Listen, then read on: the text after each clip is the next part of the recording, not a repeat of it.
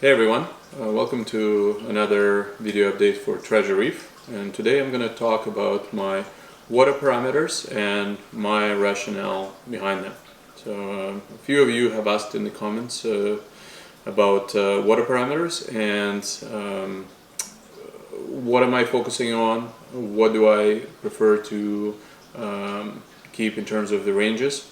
And I must say that first and foremost, I clearly always need to know what my temperature is, so that goes without saying. It's always very stable. It's roughly around 78 to 80 degrees Fahrenheit. And I have all of my tanks hooked up to an online monitoring tool so that if anything gets out of whack, I'll be notified, as well as I have usually more than one heater running. So if one heater is not working, I can still not crash and lose all of my tank inhabitants and corals. Second parameter that I primarily focus on is salinity. For salinity, I prefer to use multiple refractometers to just double check the range, but I aim for 35 parts per thousand. Usually it swings a little bit for me because I have a water change system, automatic water change system on my tank. But overall, I always try to keep it around 35. The alkalinity is probably the most important parameter for any reefer, and I like it to be around 8.5 to roughly 9. Lately, it has been steadily declining, and I'm keep upping the dosing. But as you can see, the corals are growing quite well, so it's something that I have to keep an eye on a regular basis.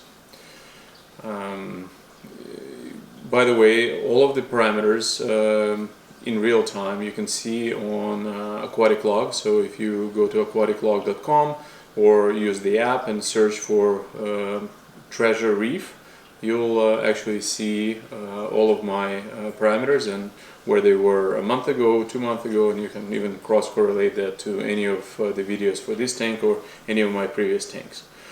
So really, salinity and alkalinity are the most important ones for me. I dose equal amounts of calcium and alkalinity, so most of the time I never check calcium.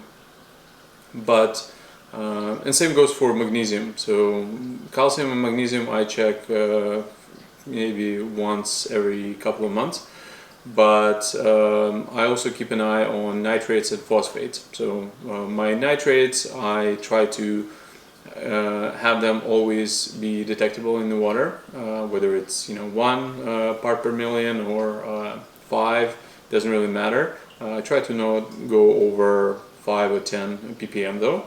And phosphate is roughly, I would say, between 0.04 to 0.1 is my sweet spot.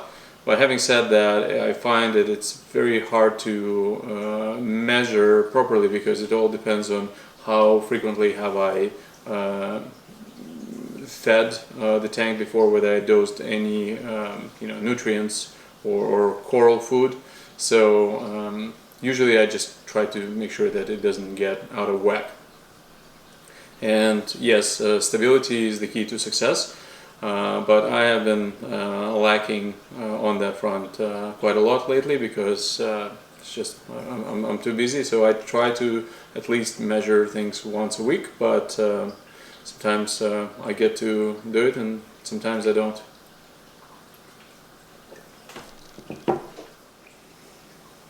In terms of the coral signs, so I find that as with anything else in life, it's all about harmony, it's all about the balance. So it's the balance, finding the balance between the light and the amount of nutrients in the tank. So there's certain corals that I know will start to get pale if there's just not enough nutrients, so whether it's nitrate or phosphate or some SPS will start to brown out if there's too much nitrate in the tank, as well as some corals will go pale or start losing color if, for example, they're starving for nitrates or phosphates. So I keep an eye on it, but I have to always keep in mind that lighting makes a big difference here as well. So if I've increased the light intensity, maybe I need to up the nutrient intake of the tank as well. So whenever I do find something to be out of whack, I usually try to correct it, but most of the time it's alkalinity. So clearly, if salinity is off, I will either add a little bit more RO water to the tank to bring it down, or I'm gonna add a more concentrated salt solution to bring it up. As for alkalinity, I would just increase the dosing. So I use a Camor doser right now, and I will increase in the same amount the calcium and alkalinity doses. As for trace elements, I don't dose any trace elements. I find that I would prefer to dose something that I can test for. I have never done an ICP test, but this is definitely something I would consider doing in the future, and maybe then I would kind of venture into some supplementation of trace elements. But for now, I just rely on fairly frequent water changes, and I have a feeling that I'm probably deficient on some of the nutrients or minerals, but I'll wait until I actually do the real ICP test before I'll start making any changes to what I dose. And I dose primarily ESV Bionic. There's no reason to that other than, many years ago when I got into the hobby, somebody recommended it to me, and I've just stuck with it. I don't necessarily think that it's any better than any other dosing regimen. This is just what I'm doing right now. I've always wanted to add a calcium reactor to my tank, but I find that there's just not enough space in the tank right now to, like, underneath the hood where I can fit it. So maybe sometime in the future I'll figure something out and I'll play around with it, but for now this is just a straight up dosing.